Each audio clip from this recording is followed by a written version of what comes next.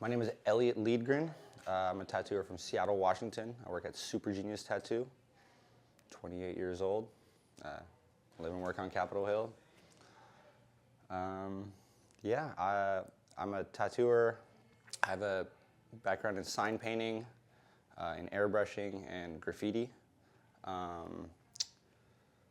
Yeah, it's a long story, so it feels like, to... It's a lot to go through. Sure, absolutely, yeah. It's a lot to go Talk through. about you in your childhood, like growing up, who you were, what you were like. Sure, absolutely. Well, I grew up on Capitol Hill. I grew up on 19th and Aloha, right down by Volunteer Park on the north end of Broadway. So being back here now feels like full circle. But I had a really good childhood. Mom and dad were together until I was like 16, which is like a lot more than most of my friends. It was good. My parents are both from Europe. They're both Swedish, like 100%.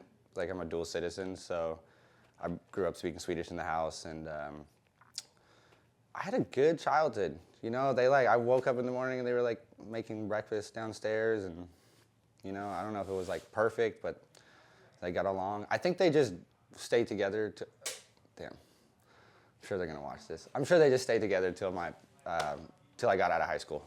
You know what I mean? But I had a really good childhood. They were both artists, so they gave me like a lot of and they're European, so they gave me a lot of leeway with a lot of stuff. They were kind of like, my dad was like, if you fuck up, call me. You know what I mean? Like, and we'll go from there. And I always have, and he's been really giving me a lot of grace with that. I'll tell you that much. They were both artists? Both artists. So my dad, him and my mom moved to Seattle. He actually worked for Microsoft back in the 90s and shit. So, like, that was a whole different era for him. And then, basically, he stopped working for Microsoft and just, followed his heart and started writing and directing his own movies. I mean, he's always been a photographer, writer, artist. It's like, that's what his brother does. His dad was a writer, too. It's like, it runs in the family, I think, to kind of have some sort of artistic vision. But he came here and worked for Microsoft, and then my mom was she was a graphic designer for Starbucks for a long time, which was really cool, as well as being just like a freelance abstract artist as well. So she had a studio in the back when I was growing up. She would always be painting in, and my dad was always like writing, working on his movies. I grew up and I was like a little kid on set. Like when I was 14, I thought I wanted to be an actor, and he gave me a shot in one of his movies. It's called like Mother Nature. So if you check out my IMDb, it's like on there. I was like 14. It's like full length, like feature thriller. Shot up in like Roslyn, Washington. Got to take like 2 weeks off of school and shit. And yeah, did like a whole ass movie, and I was like, yeah, I do not want to be an actor. So. How do you think your parents being artists influenced you and just being creative at a young age? Well, I don't know, because that's all I'm like used to, I feel like when I talk to my other friends, like there's a lot of like resistance from like, how they like had to like fight to get these like, like materials or like these things. It's like I grew up like really in a comfortable environment, and I had a lot of homies that like weren't from that spot. So I actually like I just felt like they gave me so much grace. You know what I mean? Like they didn't really like punish me, and that actually probably like, I don't know, it has its own pros and cons. Everything does, you know what I mean? I really appreciate the way I was raised. But I feel like being raised by artists, my dad like would be like, yo, it's like, it's been some rough sliding, but like I believe in you. So whatever it is whatever it is. And I've kept I tell my parents everything. I have a really good relationship with them. And I feel like at the end of the day, like they've just been here for the ride and just supported me no matter what, which seems crazy because, I was like kind of rebellious when I was like still living in there. And I think after the divorce, I was just kind of like living with a girlfriend at the time. So I wasn't really like in the house that much, but they've been super supportive like the whole time, I don't even know if like everybody wants their fucking kids to be tattooers, but they are mad supportive of like me and my life, and they've always been. I think I just learned, maybe they just taught me to like kind of do whatever makes me happy, you know? They always put pens out, like I had art materials, that's like a good thing. Like I'll do that for my kids someday, you know? Just have hella shit out, crayons, drawing shit. Went to Stevens Elementary. I went to Salmon Bay for middle school because my parents didn't want me to go to Meany, which was like the cool, where all my homies were going, like right down the street. But they were just like, nah, like, you know, this kid had like, I don't know, like dropped a gun during some school dance, and it was just like not what they were trying to get me into. So they shipped me out to the north end to Ballard, where I went to middle school at Salmon Bay. And that's how I know a lot of like my north end homies. But did that for 3 years, and then I went to Garfield. I mean, the graffiti kind of came around. I think my oldest tags are like from like 2013. I mean, I think originally I was just into photography. So my dad, as a filmmaker, always had cameras around, and I don't know, I had seen like 12-ounce Profit back in the day when that was like a thing, and everybody was had these shoe boxes full of fucking disposable cameras. So I was like, oh, word, like I had homies that were like doing graffiti, and because I was into, just like everybody else, like into skateboarding and like smoking weed and like, you know, out of a pipe in some weird cut in an alley, and just I don't know, just regular teenage shit, I would assume. But graffiti, I guess, came around just, I didn't even do graffiti for a while. I took pictures of graffiti for a second. So I had disposable cameras for like 2 years. I have like shoeboxes full of it now. And it's just super old fucking like Seattle shit. And that's some of the most raw photography I have. Because it was like before I went to photo school, before I really like had any like kind of like vision or anything I was trying to do, I was literally just taking pictures. And I almost say that that's like some of the best photography there is. It's just somebody who's living a life that's like super fascinating. Like, you know, just give it to a dude who's living a fucking cool life.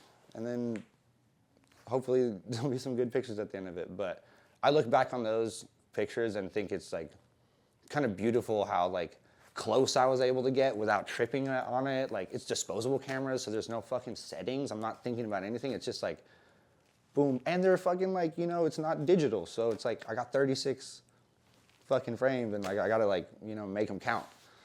And I'm 15, so I have to develop it too, or like go steal it. There was a dude I used to paint with, his name was like Meth, and he would always like put his developments in Walgreens as like Alexander Abrams or like some double A name. So at the very end, when it was developed, you could sneak behind it and grab it at the front, you know what I mean? And just like run it. Dude, that was a fucking good hustle. I mean, I had a good childhood, so I didn't want for like clothes or like food or like, that wasn't really on my shit. I just wanted to have like, my parents wouldn't give me money for like, you know, weed or anything, so I had to like fucking hustle. Yeah, in high school, sign painter, or I mean, not sign painter, house painter. I was a house painter for a long time. I worked with College Works Pro Painting. I worked with like my homies' dads, and then like, you know, I got into just blue, like super like hardcore. Like, I loved it too. Like, it just felt like an extension of my graffiti world. Felt like I was working hard. Felt like I was like making my own money. On weekends, we threw kegs and Spodies. You know what I mean? Go steal a bunch of liquor, throw a bunch of fucking like, you know, Svedka and Pog in a, what's it called? Just like a cooler, and just throw ice in it, sell it for $5 a cup. So we had money in the pockets as kids, but back then you could still rack paint and like, you know, whatever. So after high school, yeah, I went to Garfield for a couple years, and I went to middle college, which is like an honorable mention. I had really good teachers over there because I got dropped from Garfield, graduated from middle college, and they like just literally taught me critical thinking skills, which was like a super, I mean, that really like was like a paradigm shift in thought about how I felt about like Seattle and like what I wanted to do. And they just really made me want to make like a lasting impact. And I knew I had to get out of Seattle. There was like not a lot for me here when I was 18. I wanted to get out of Dodge. I was like fucking 18. I have a dual citizenship. I had like a European passport. I had family in Stockholm, so I just, as soon as I turned 18, I just went over there. Um, I went to school at Universitetet, which is like it's like basically like Seattle Central version of Stockholm. Do you mind handing me that liquid death right there? It was like the Seattle Central of Stockholm, and it was sick, dude. I literally went to an art class for like, I think it was like a week or something, and like, I was doing like charcoal shit, and like, I don't know, like it felt hella like Elliot coded to be in like an art class at 18 in this school, but like, I don't know, I had this whole thing with photography, and I was like, can I switch over? And they're like, yeah, and like, you can switch, it's like no big deal. So I just switched over to photography class, and there was my teacher was Simon Berg, and he was fucking super sick. He was like super young, super talented photographer, like super weird photographer, which is awesome. I love that shit. But yeah, I think it was like 10 of us in the class, and oldest dude was like 72, and I was like the youngest. There was this dude named Oli, and he was like a photographer in the class, and he was from Finland. He was from Helsinki, and he was a super sick like skater dude. He was like 30. I was fucking like 18. But me and this dude, he was just like, we could barely communicate, but he was into skating, and we were both into like street photography, so we would just go do these like crazy fucking walks, like, and it's Stockholm, so it's like, during the winter, it's like, it's cold, it's dark. My hustle back then was like, literally like, I would take the train to the end of the line and walk back, which is the same thing I learned from graffiti. You know what I mean? You take the bus, and you take the 8 all the way, and you walk down Rainier, you get down 12th, and just bomb the whole way back. You hit your bus route, And that ended up being, so yeah, I went to photo school for, it was a year. And it was pretty lax. It was like, I wasn't doing too much, like, it was just like the photography thing was basically just all I was like working on, you know what I mean? And I was able to just like live with like in the attic, you know what I mean? And just keep my costs fucking down. So that was sick. And I did that for a year and a half. And yeah, I still had some money back from fucking like when I was like working construction shit. We went to, I got a chance to, because my mom's sister lives in Paris, so I was like over there, and when you're over there, like going from London to Paris, it's like a fucking $40 flight, you know what I mean? It takes like no time at all. That's like going to like LA, you know what I mean? So you're able to, just being in Europe is crazy. You're like crossing like these borders over a couple hours, and it's a whole new language, whole new culture, whole new border. I did Europe for a year and a half, and I basically just focused on photography. And so when I came back, I was able to sell it, you know what I mean? Like, that's what the whole work was for, you know what I mean? And when I was back in Seattle, I did my first solo exhibition at, I forget where it was called. Oh, it was at Love City Love. Yeah, it was back when it was on 14th and Pine. Yeah. So then I came back to Seattle, yeah, after a year and a half. Any good travel stories from your time over there? Oh my God. Shit. Yeah. There was, after Stockholm, it was like, did London, I did Southeast England, I did in Kent, which is like the closest fucking geographical location to like France, and then I did Amsterdam, I did Prague, fucking shit, man. Because it's just, yeah, I had an EU passport, so I don't have to deal with the same shit that like other people do with travel visas or anything like that. Like, I'm just EU'd out. And that was before Brexit. So like, that was actually right before Brexit. People were talking about like wanting to leave the EU in like the pubs I was at, and I was like, why? That sounds pretty crazy. And so I haven't been back since. Crazy stories. Oh my God. Shit. I was in I was in southeast London in Peckham, which, because it was just a cheap Airbnb. And like, I'd look up the area, like, and like, I remember the cab driver being like, you know where you're going? And I was like, yeah, just like to my, cheap Airbnb. I had like my girlfriend there with me at the time.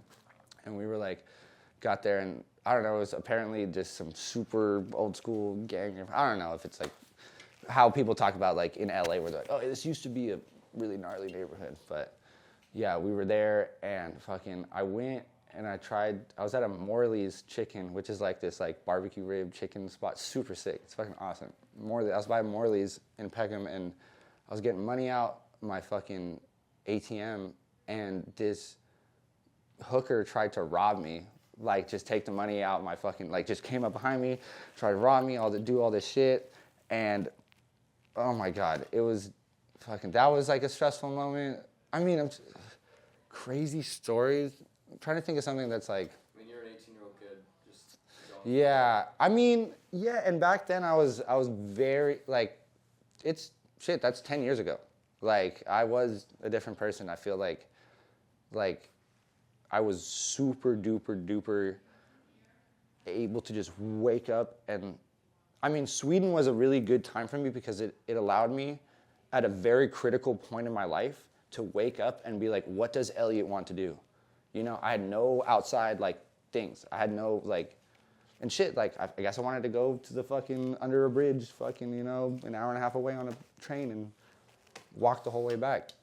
But it was no outside influence, which was a really cool thing for me to experience at a really critical time in my life. And being able to broaden my horizons like that and stay with my family with my EU passport, crazy privilege. Like I'm so, so grateful for having that part of my life. That has to have, I can't imagine what would happen if I stayed in Seattle fucking, for me at that time to just keep painting houses was crazy. But at that time too, I'd heard about the sign painting school in Los Angeles. So I was like, that was starting to get on the radar when I moved back to Seattle. Okay, so you're back in Seattle. So I'm back in Seattle. And then I went from house painting. I went from house painting, I was doing more like tile setting. I was working with fucking that dude you use, right? Fornicate, Quench, that guy. And I was living with like Absurd and shit, and we had this apartment on Capitol Hill, and I was working for Quench's dad. And it was just like a crazy, summer, and we had this whole house, we were remodeling the whole thing, and I just learned how to do a lot of like, he taught me how to like set tile, how to like, cut tile, and just fucking, there was a lot of like cool manual labor summer work there. But I knew that at the end of the day, I still wanted to like get out of this like shitty little apartment. It was like right by like where Goods used to be. I don't know if you remember Goods, fucking, it's right on like, Pike and Boren, right down there by the Seattle Tattoo Emporium. But there was like a Salvation Army that we used to live at. It was like 3 people like in a studio apartment. You know what I mean? Like $1,000 a month.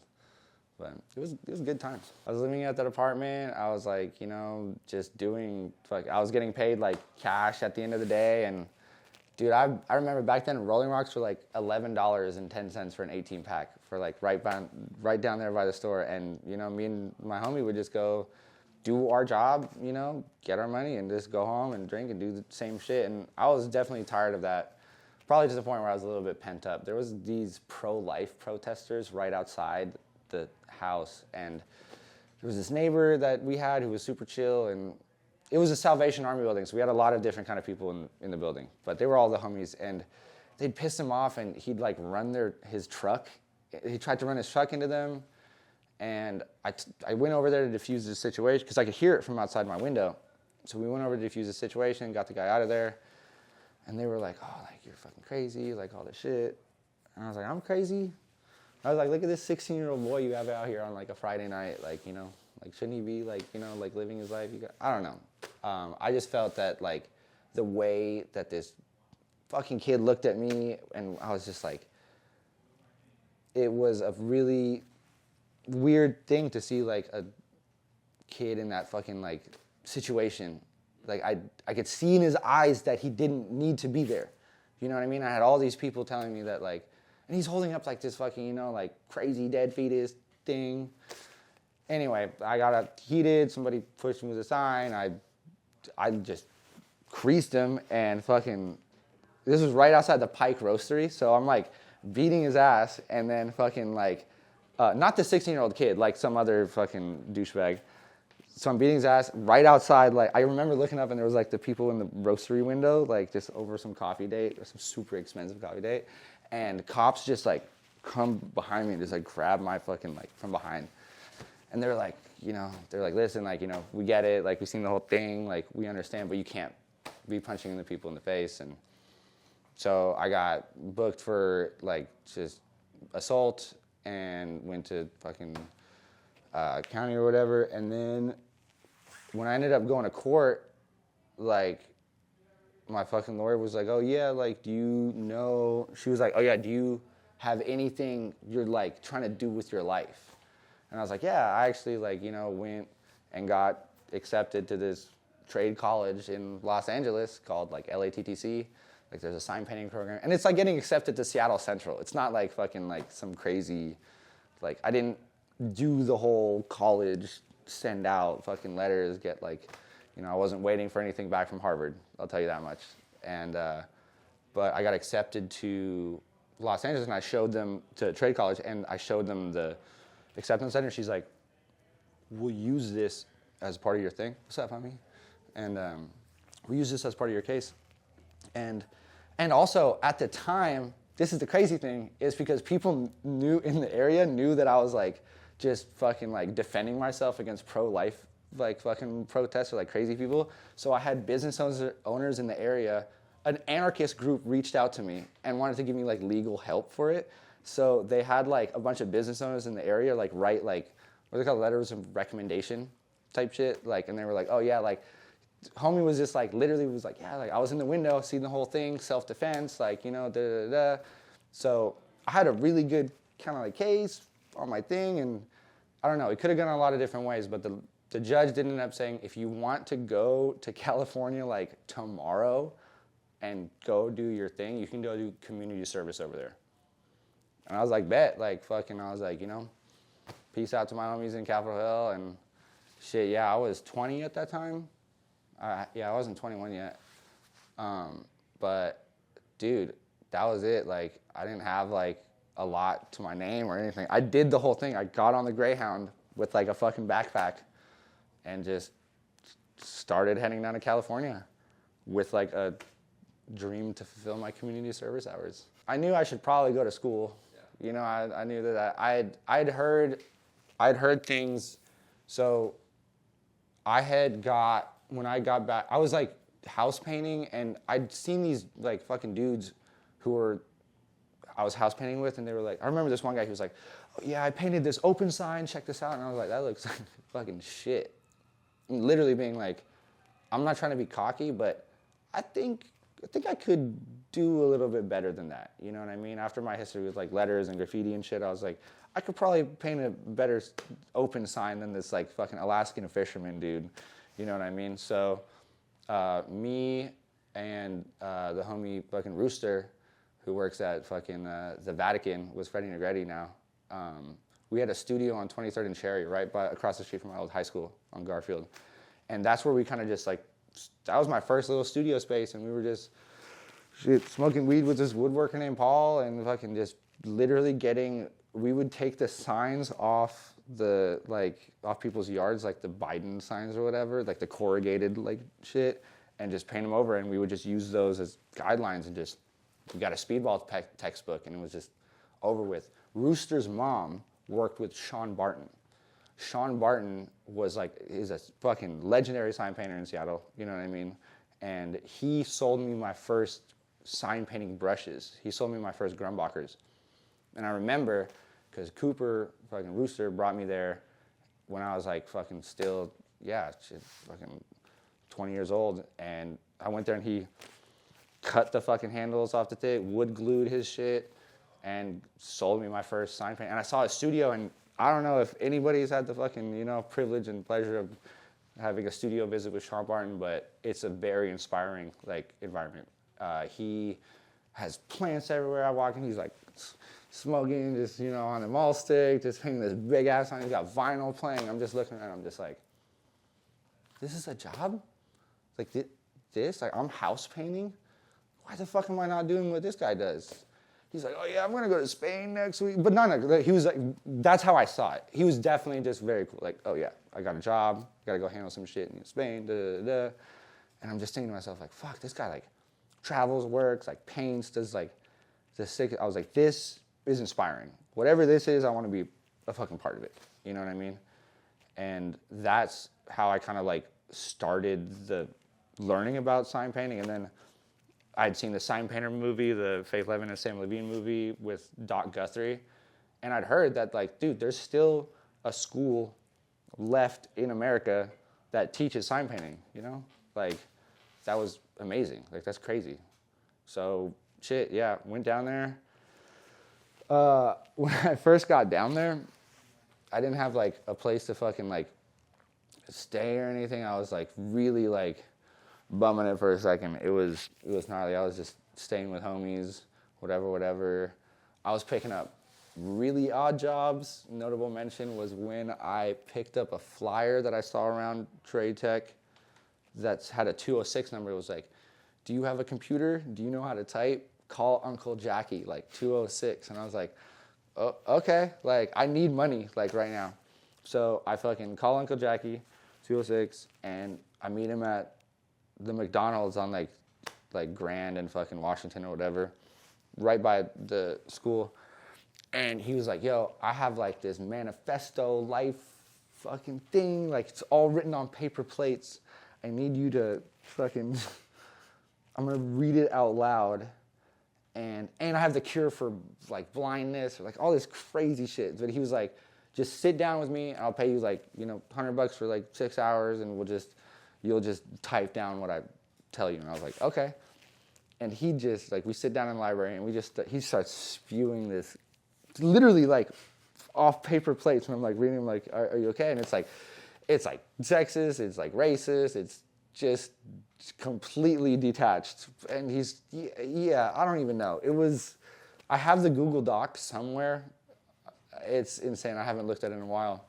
But, yeah, for, like, 3-4 days, he was paying me, and then when I sent him the final copy, it had typos in it, which were, I don't know, probably my fault. I don't know what the fuck it was. Like, you know, whatever he was pissed about. He told me I was trying to sabotage his life and trying to fucking, like, he was going to have me killed or, like, some crazy shit. Like, yeah, it was insane. So there was definitely a couple odd jobs. But, yeah, I went to L.A., and then I got a apartment right next to the college.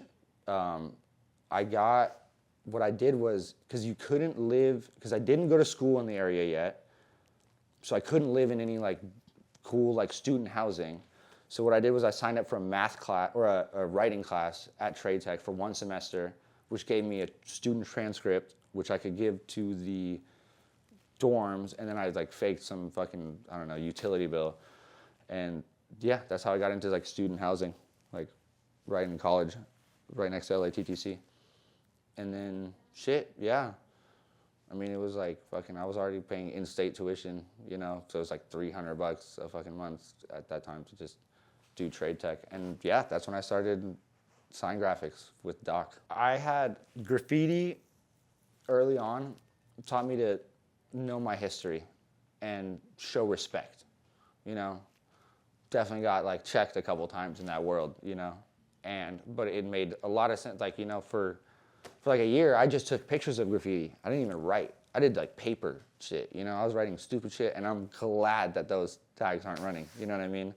But go to 12 ounce Northwest Super Thread. You know what I mean? Fucking 1,000 pages of just like history.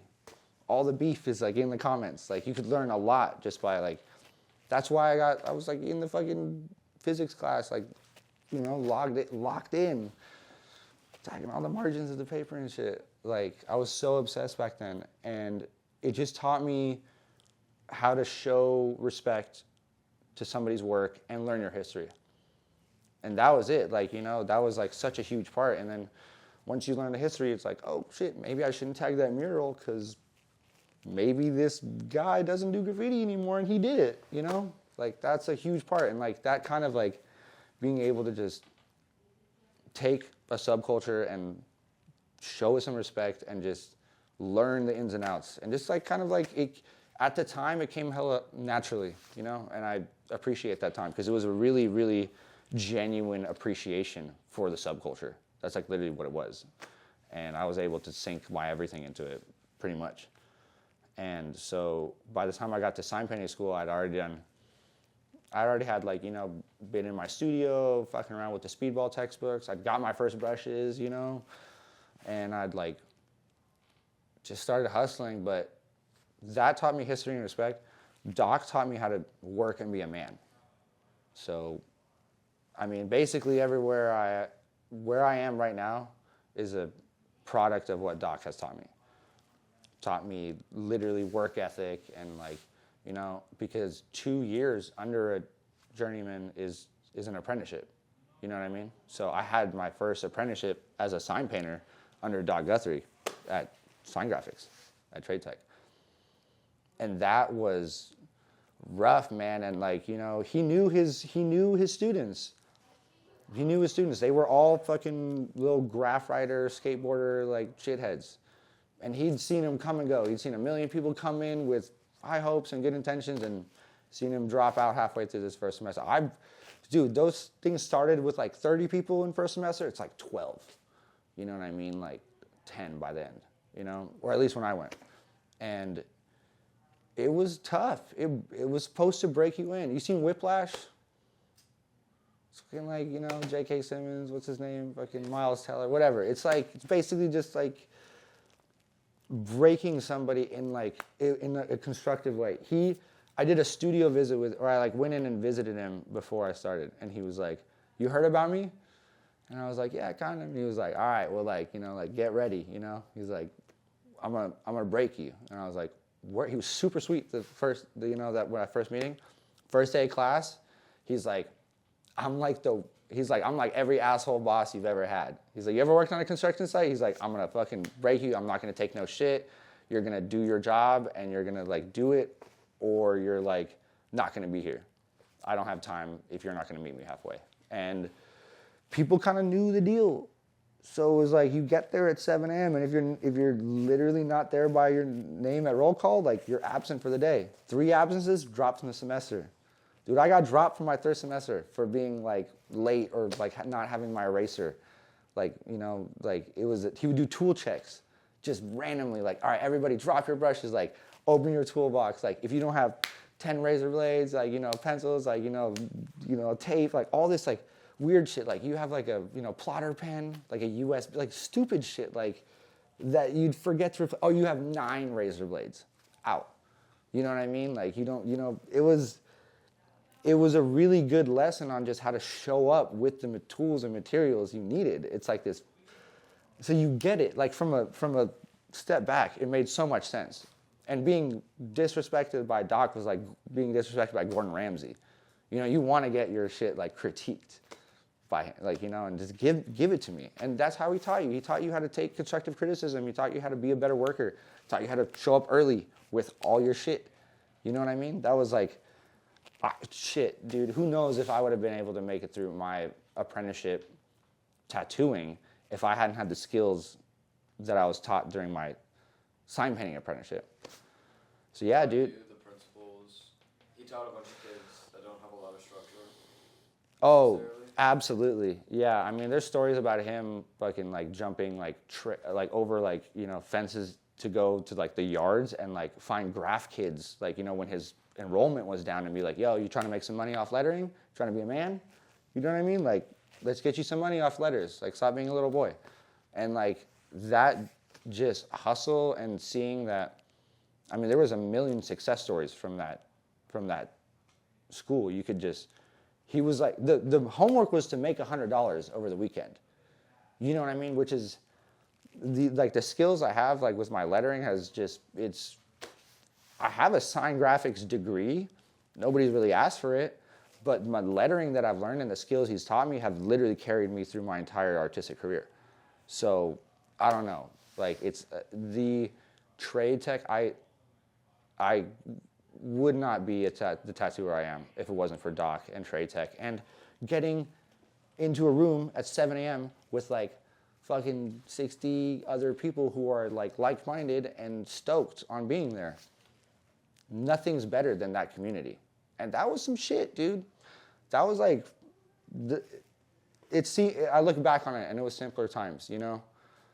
It was I was just turned 21 in LA. I was still taking a lot of photos. I was going to like all these like weird after hour, like, you know, a lot of weird shit. There was a lot of good photos from that time.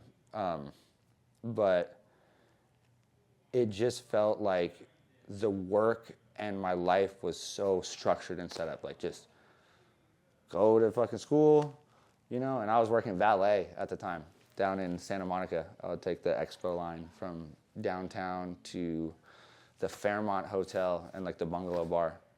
And for like, yeah. Two of the dudes I was in sign painting school with who are actually super sick right now. Terror Supply, just check them out. They're super dope. Wilbur and fucking Jesus were like just my homies in the sign painting school. They got me hired at the valet in Fairmont, and that was my last like real job. And that was crazy in itself, dude. That was its whole own thing. I ended up doing some driving for like the house car where we had like some BMW that was like some 7 Series that was like part of the hotel where you would drive VIP clients like 10 or like 5 miles from the hotel. Like it was like an Uber basically. So if you wanted to go to Nobu and get dinner, you know what I mean? I would just like go take you, wait, drive back. But I'm in this like little vest and like, you know, driving Lamborghinis and shit. Like that was a funny time. Yeah. And then I did, during that time, I got hit up to do my first Channel 5 thing, actually. Yeah, it was like probably my second semester. What's the backstory on how you got connected there? Oh, shit. With Channel 5? Yeah, well, I grew up with Andrew Callahan. That's like my fucking dude. Like, you know, like I said, I grew up with cameras and I was like taking pictures and shit, so... Yeah, back in the day, we used to do just video work together, and we did graffiti and just like fucked around. And so I just go way back. Like the pictures I have of us together way back in the day are like crazy. You know what I mean? To look back at. He went to journalism school in New Orleans and was doing his quarter confections thing. That turned into all gas, no brakes.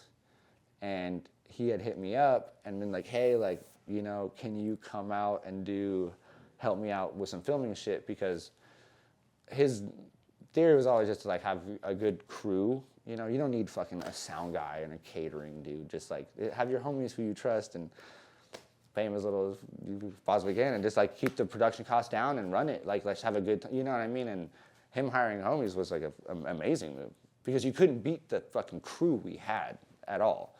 And that was just like, you know, super early times, way back before like big money or any of that shit. And it was like, he was like, can you come out to, I think it was AVN Awards and Gem and Jam in like the fucking magnetic vortex in Arizona. It was some like, we were gonna go to a Gem show and then like a music festival and shoot that. And the Adult Video Network Awards, which is basically like the porn awards in Vegas. And shit, dude, like, yeah, we hopped in the RV and fucking did like some pretty major, like, that was a really critical part in how I look back on work, because after doing a shoot with Andrew and just watching him bridge the connection between like art and big money and like corporations, because it was like Doing Things Media was like the ones sending us the checks. So he had this really good, like he had a system, you know, it wasn't really good, but it was worked out. He ended up figuring it out in the end by fucking with the whole Channel 5 thing, but essentially like, hey, what's going on, guys?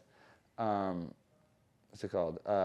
After doing my first Channel 5 shoot with Andrew and the boys, it definitely felt weird to go back to my valet job, you know. And even though I had really, really good intentions with sign painting, or no, not even, it was just hard to go back to valeting. It was just like hard to go back to that life. I remember being in the Gem and Jam and being like, having like a heart to heart with Andrew. And I also remember being like, dude, like, this is like, I'm so grateful that you brought me out here and, you know, made me a part of this like thing, and I appreciate like this opportunity, but I don't know if like I can be there for you the way I want to be, because I have this tether to the table and I want to draw. You know, like, I've been out here for a fucking month with you, and this has been like literally the best times of my life, but it's also taught me this super critical thing, which is like, I got to draw. I got to figure out something. So, you know, whatever, you know, space I can, you know, you'll give me to help you on your journey with your thing, like, I love that, and I'd love to be a part of your thing. But at the end of the day, I'm going to have to draw, and I'm going to have to do something with my hands, because being behind the camera wasn't enough. As a photography thing, on the side, that worked. But just being, like, the whole time I was in these awesome places, I'm like, shit, I kind of wish I had my camera and I wasn't rolling right now, and I was running around fucking with my, you know, little Ricoh GR and like taking pictures of like cool shit that I see, you know, like, and it's never been a sacrifice moment in my life shooting a Channel 5 thing, ever, because I was shooting the whole time. The documentation is there. That's my work. I was there. I left my mark.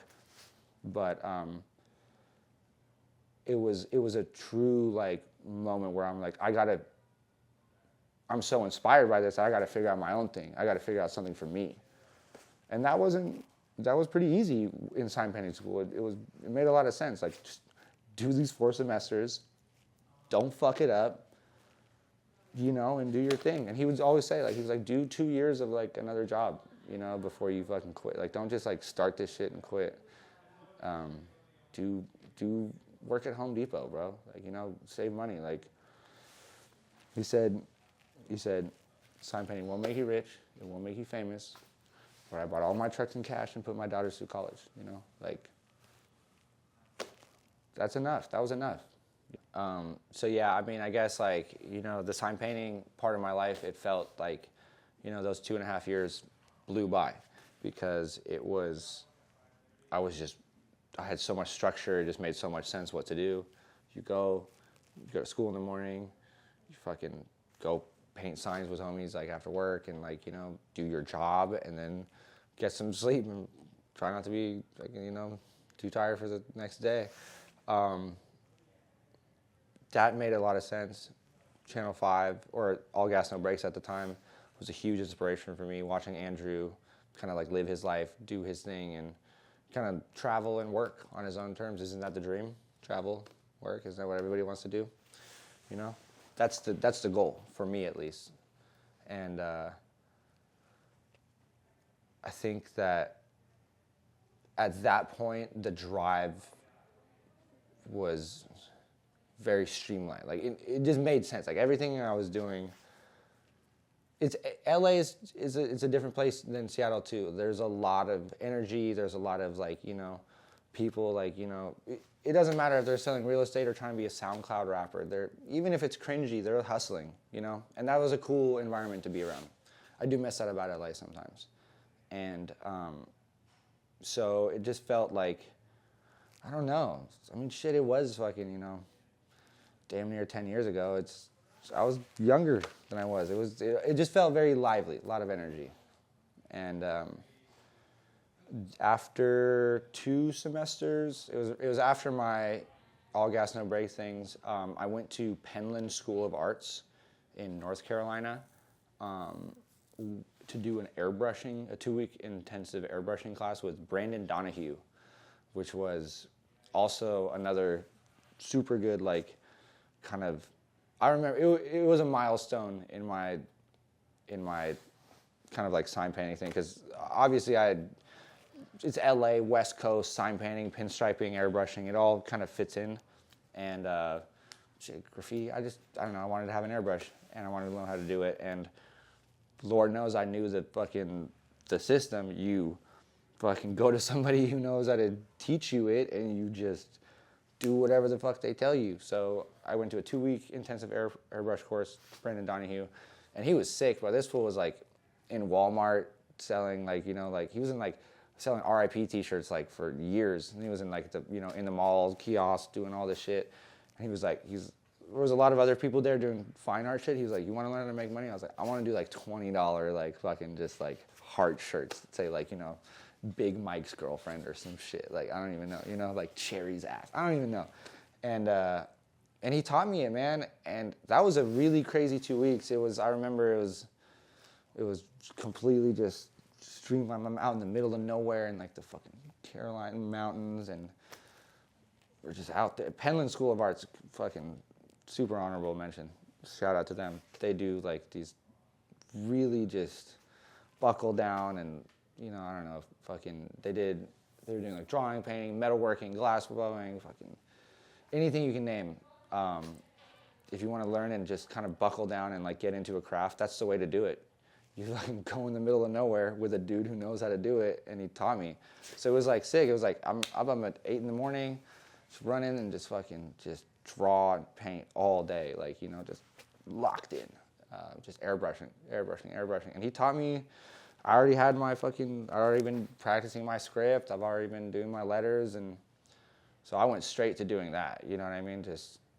And that was a super cool thing, because at that time, when I came back to LA, there was all these events, pop-ups, like kind of things. So I had homies that were, like Rooster had started working down there. He was like my best friend at the time. He was doing tattoo pop-ups. I'd bring my airbrush. He was doing like $100 tattoos. I'll give you a $20 shirt. Bing, bang, boom. I was doing like 7, 10 of those in a night. Like that was money. That's what I was like, you know, so between valeting, I was always trying to fucking hustle up a sign or hustle up a t-shirt or shit. Every SoundCloud rapper wanted to fucking like, you know, bright green fucking barbed wire 1312, whatever the fuck, you know? And so yeah, that was a huge part of, like that's just what I remember. I remember like that kind of time of my life just going by so quick. Just sign painting, airbrushing, all gas, no brakes. And then COVID, dude. Yeah, March 2020, fucking March 18th, my goddaughter was born. Penelope, Rooster's firstborn. And that's her right there. I went to the hospital during COVID, and they wouldn't let me see her, dude, because I went there to fucking try to support, and they wouldn't let me into the hospital. It was crazy. At that point, my dad called me. He was like, yo, I don't know what's going to happen in the world right now, but you want to pop up to LA? Like, fucking sign painting school was on hold for a second. And so, shit, I just went up there, and damn, that was a crazy time, COVID. Went back to Seattle, just like was at my dad's house and shit. My brother was living there too. And man, I just remember like all Capitol Hill was boarded up. Fucking, it was CHOP, BLM protests, fucking, it was crazy. Yeah, anybody who was on Capitol Hill during the Capitol Hill occupied protest knows Chaz, CHOP, all that shit. That was insane. But yeah, I guess at that point I was doing like, we were kind of picking up sign painting class during Zoom, like kind of, and you know, it was super half-assed. Like I was in the semester, and I was trying to be like, it was the last semester, you know what I mean? And because I'd gotten dropped that one semester and had to re-enroll because Doc didn't play, you know? And I'm always grateful for that too. I actually am grateful for that. Shit, I would, if I'd known how to do it, I would have gotten dropped every fucking semester and just kept staying in class. But he dropped me, and then, so yeah, I did 2.5 years there, and the last half year was just Zoom. Like, you know, we would have these like assignments, and we'd send in these layouts, and you know what I mean? We had this layout course in sign painting where once a week it was like Tuesdays and Thursdays, he would give people like 30 minutes to fucking like drop. It would be like, you know, like Jack's Crab Shack, you know, open 9 to 10, like, you know, and add a graphic, and everybody would have to draw it, like, you know, and he'd be like 4x4, like he'd give you the dimension, and he goes, and it's, you know, above the door, give you the whole copy for it. And then he literally would take everybody's fucking sign in front of everybody and critique it like critically, and it was fucked up. He'd be like, "All right, Elliot, this is Elliot's time." Like, "All right, so you can see his E's off here, like da da da." Like, just learning constructive criticism from that fool, and in that environment was nerve-wracking. But shit, I miss that kind of like open communication and being able to like kind of like have that environment and the platform to just feel comfortable like literally nitpicking everybody's thing. That's like insane. COVID, got back into photography and graffiti. So everything was boarded up. They weren't putting people in jail for bullshit, you know? And so kind of came back to Seattle, tapped in with my old friends, and I don't know. I made like some graffiti movies back then. I was just taking pictures. Wasn't sign painting as much as I should have been. And then, yeah, I ended up going back to Los Angeles, and going back to Los Angeles, and I did that thing for a while, and then okay, so tattooing, right? So I'd always been really like, I'd been a shop rat at this shop in like Skid Row in downtown LA. And I'd like, you know, my homie worked there, and I'd gotten a lot of tattoos there, and I was a shop rat. Like, it came hella naturally. And I like, shit, I probably wanted to tattoo, but I was busy with signs. I had my own thing. Like, I was already part of the shop. I like, you know, I was hanging out there on my off time. So it was a very like natural progression for me to just like get tattooed and kick it there, and just like kind of be able to walk in, and I don't know, I would like go there and draw sign shit and talk script and like letters with people, you know?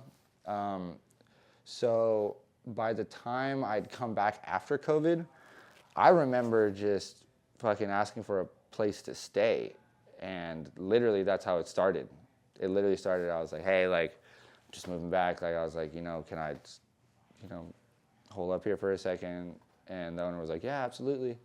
You know, he's like, and after like a week, he was like, man, he's like, you basically already apprentice here. He's like, do you want to apprentice here?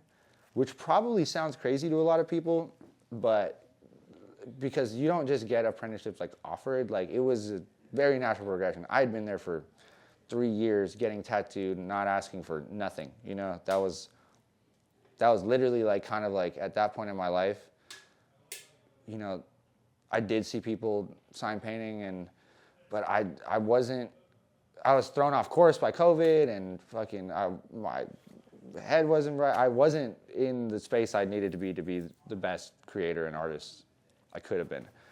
And the opportunity to kind of, he was like, hey man, he was like, you know, fucking sleep here, but like draw me 50 roses and mop the floor. And it was like, boom, like, you know, sign painting, photography, airbrushing. It's like, I didn't feel like I didn't succeed in this thing, but I was like, in these things, but I was starting this other thing. It was like, you know, fucking like, you know, I love sign painting, but like this tattoo shit, like, I think I'm built for it.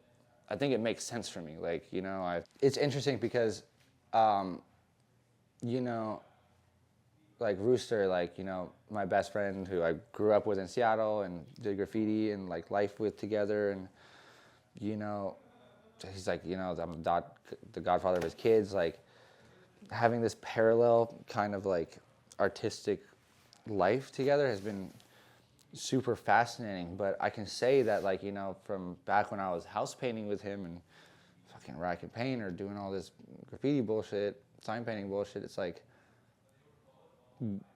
I don't think we like he's the only dude I knew that like was locked in on tattooing since he was like fucking 15. You know what I mean? He was like getting blasted when he was like young, and like I tattooed with him in the garage when I was 16, but it still didn't resonate with me like that. And it feels like a lot of tattooers, and really successful ones I'm fucking, you know, good friends with now, they didn't set out to be a tattooer. I know I didn't. It kind of just, you kind of just look around one day and you're like, fuck, like I'm really in this bitch. It's like, you know, like this is my life. It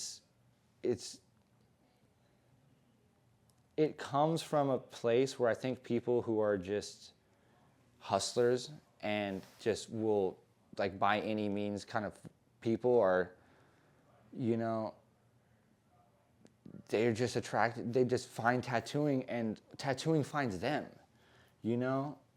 I find it so fascinating that I had a brush with tattooing at the same time Rooster started and I didn't go with it. You know, I ended up doing my sign painting thing, my photography thing, I had a lot of other shit. And I'm super proud of the work I did with that. It's a huge part of like, you know, me and who I am.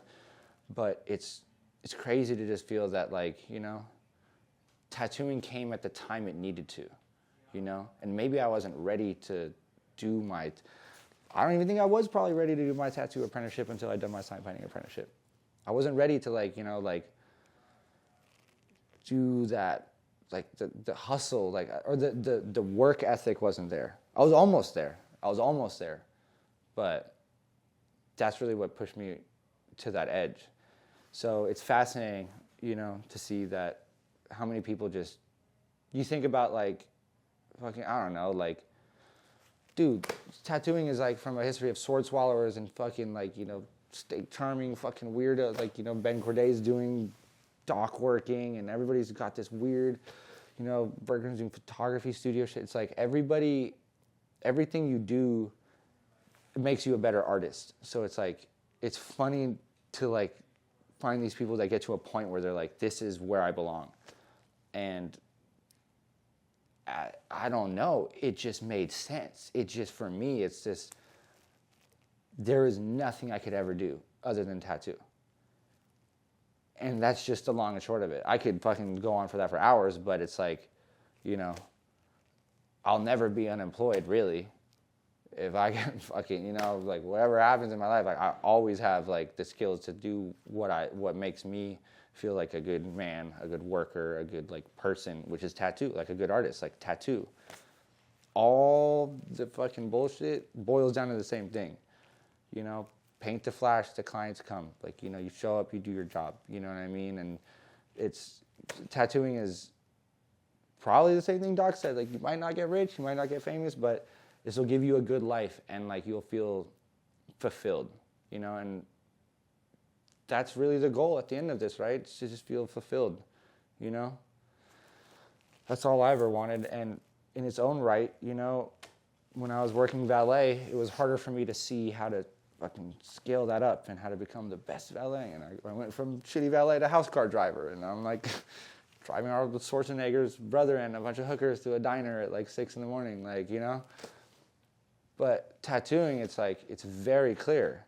It's like, you do this and you get better at it, which, I mean, thank God I've learned what I've learned through all my other mediums is like, just give it 2 years. You know, you're going to suck for 2 years no matter what you do.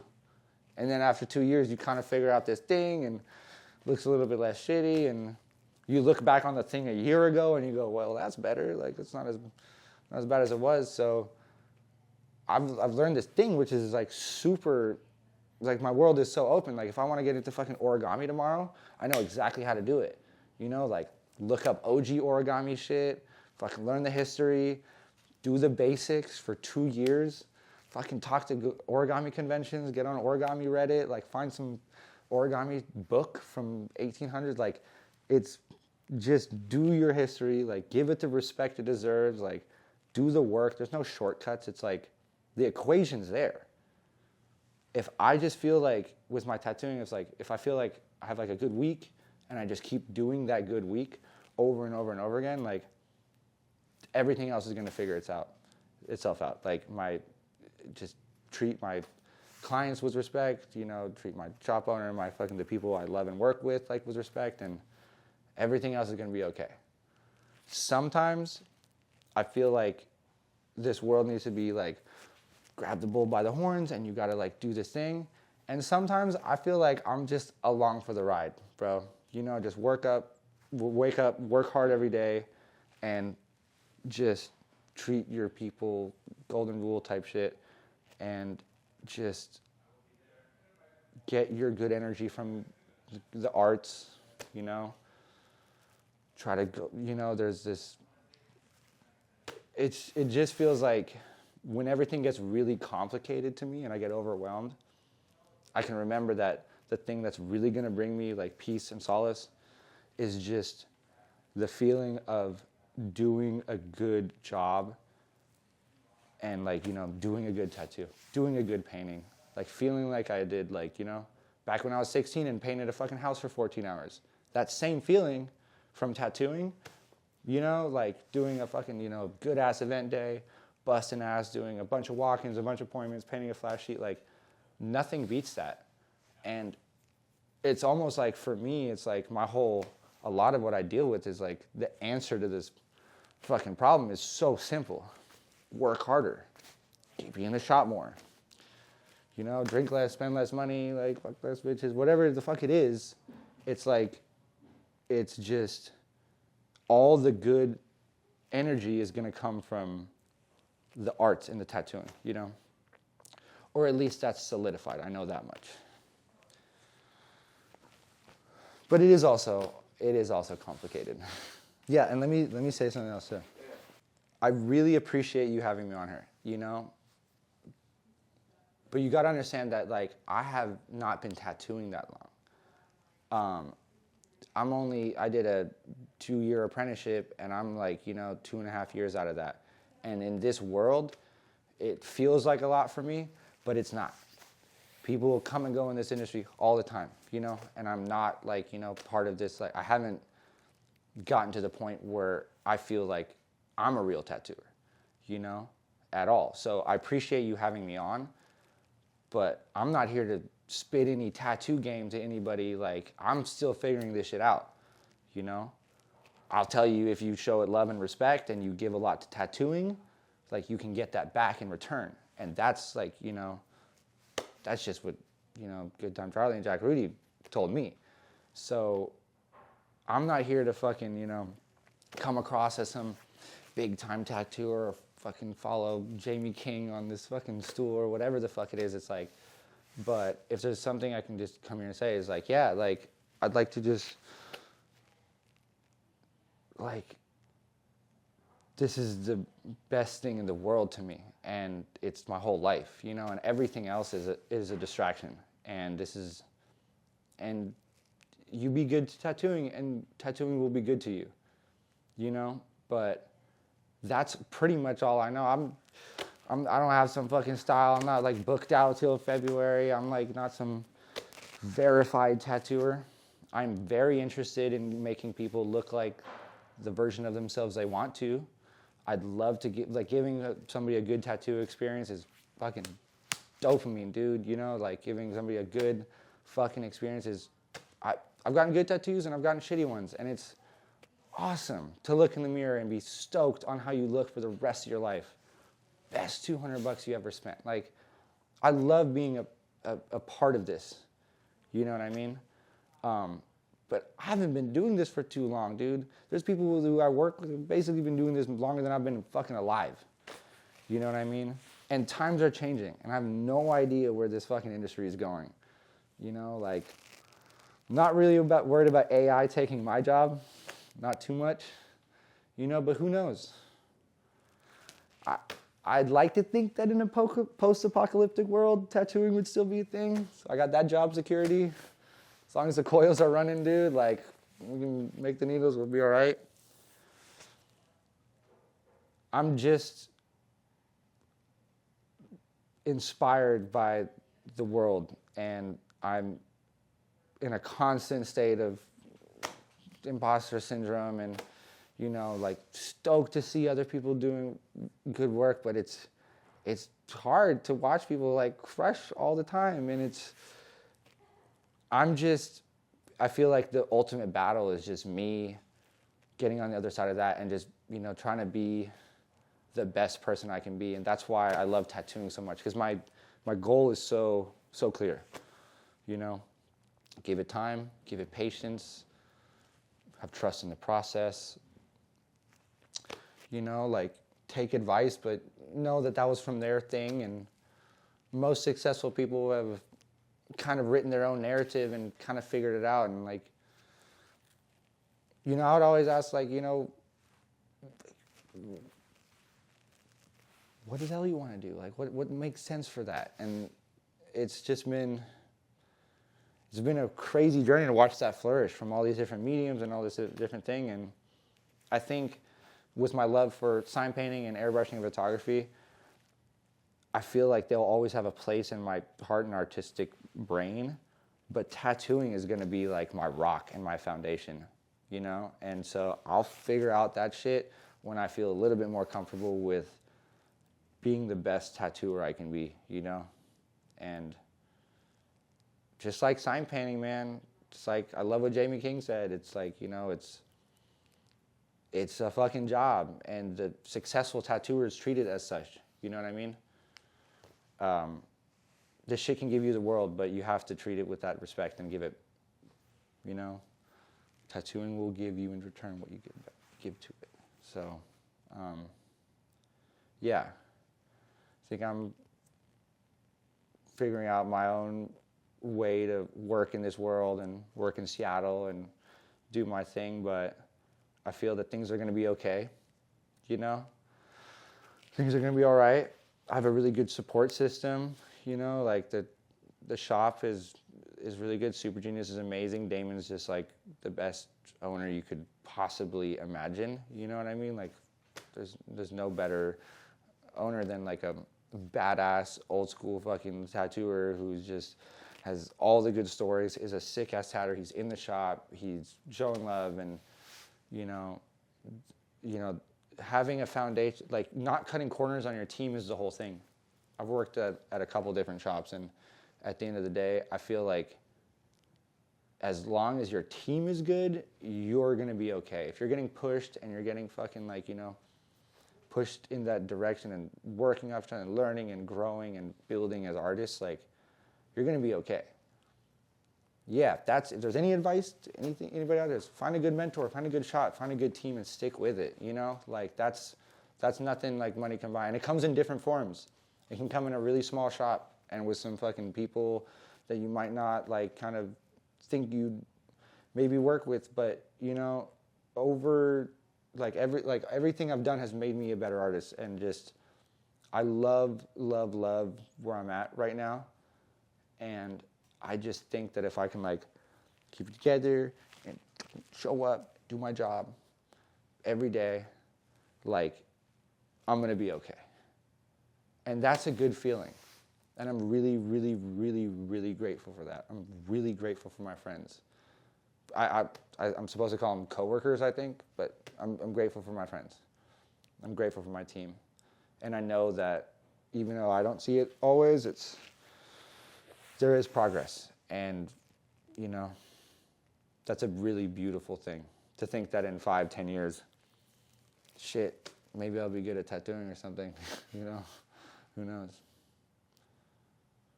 We'll see.